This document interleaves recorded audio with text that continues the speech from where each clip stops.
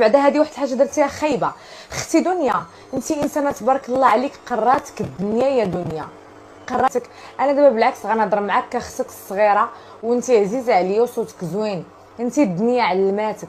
المهم اخوتي نعاود لكم باختصار. السيده كانت غاده شاده الطريق، عندها مهرجان، والله ما بقيتش عاقله البلاصه اللي عندها فيها المهرجان. عيطات لها واحد صاحبتها قالت لها الو راه صاحبك مع وحده في البارطما.